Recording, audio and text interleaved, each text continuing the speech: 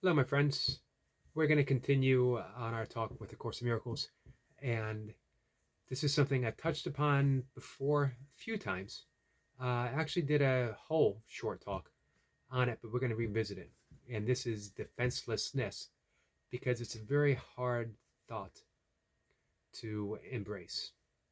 Who wants to be defenseless? Who wants to go through life defenselessness?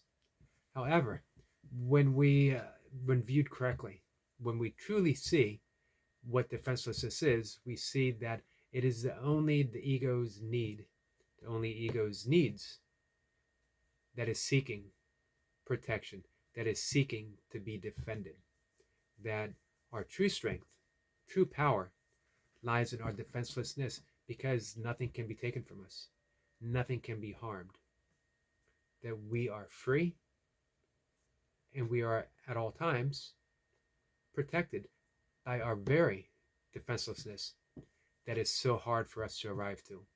But when we do finally surrender, when we realize I'm just tired of sticking up for my ego, I'm tired of the power games, that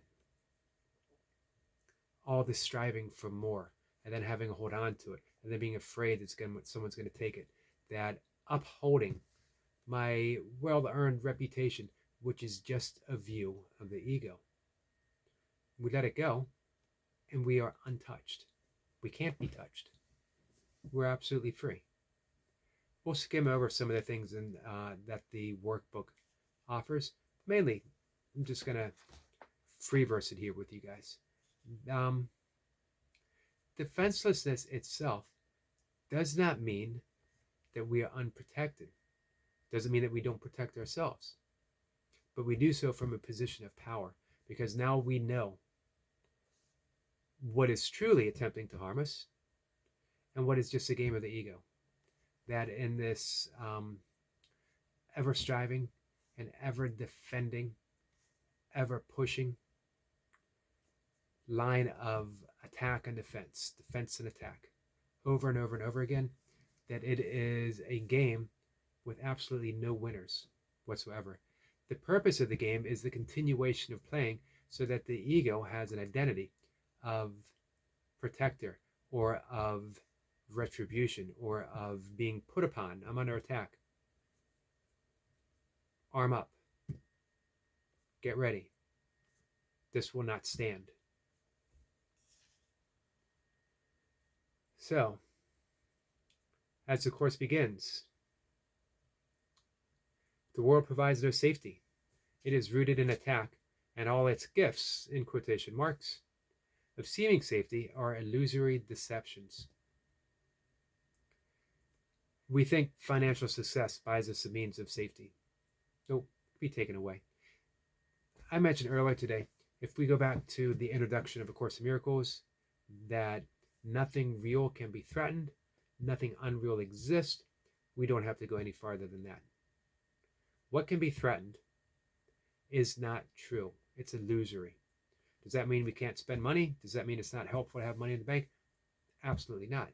But if we base our security, if we base our self-esteem, if we think we can't be attacked because we have money, look around. Some of the most insecure people in the world are the wealthiest, because they always got to keep acquiring more. They always have to defend what they have, and they can't give any of it away. Not really, not purely from the heart. It always has a loophole attached to it, because if they do, they have less, and if they have less, now they're in a position of weakness, so they think.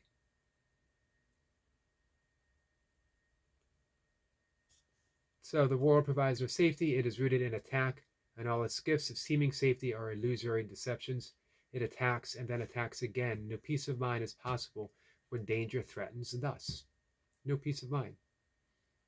Peace of mind lies in defenselessness.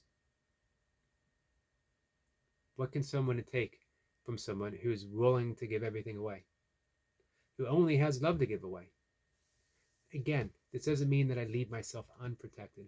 I'm in a position of power now. True power. The only time I've ever known it is when I've been willing to give stuff away. Anytime I've tried to hoard anything, anytime I was defensive, I was in a position of weakness, and I knew it deep down inside, which is why I kept pushing. I kept defending and defending and defending, even past the point when it was in my best interest. Think of relationships where we defend our point of view, and a point of view is just a thought. Nothing more, just a heavily invested in thought. And we are willing to go to war over our opinion. We're willing to hurt a neighbor over our opinion. We're willing to offend a family member over our opinion. And it's just a thought. And yet we defend it with our lives. How is that for weakness? How's this for power? Well, this is just my opinion. And it might not be right, but it's the one that I have. And I'm willing to consider another point of view, even if it's just for a moment, even if I entertain it just for a moment, because I don't cherish my opinion over the love that I have for you, the respect that I have for you. Let's say we don't have respect. Let's say we don't have your love. How about the shared interest of our survival that I have in common with you? Bottom line.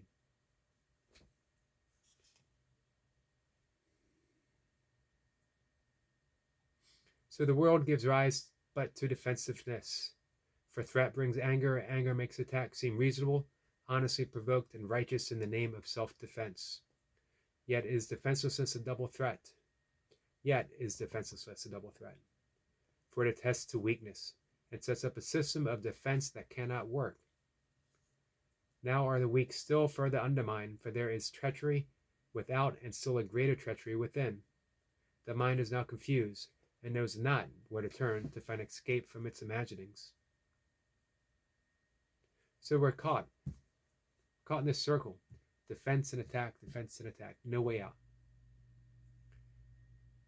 You see it all the time. We see it here on YouTube.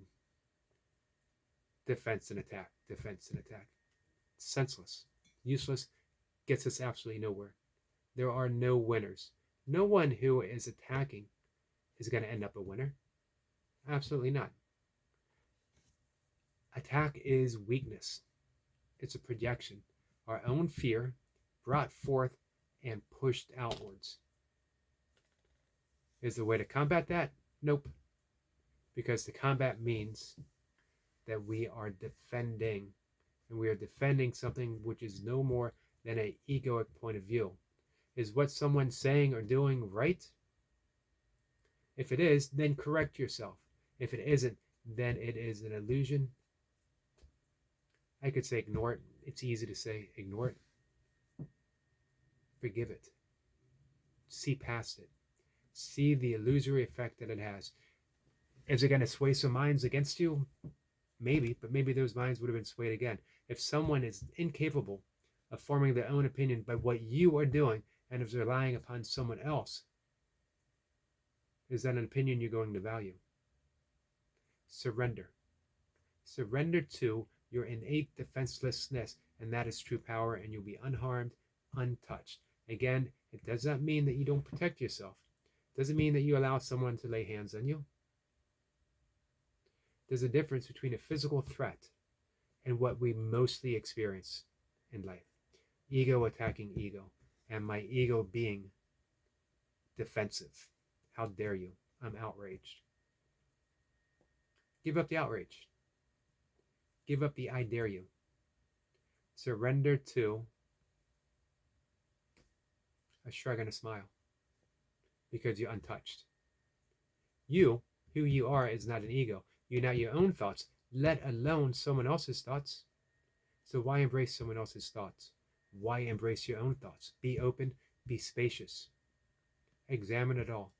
Take what is useful. Forgive the rest. Let it go. So, we won't go any further. It goes on. There are 20 little verses here. But I think we get the point. I hope we get the point. If not, hey, let's talk about it. Come by a live stream sometime and let's talk. Or ask a question. or hit the like button and share if you don't mind. All of it's very much appreciated. Guys, I'll talk to you later.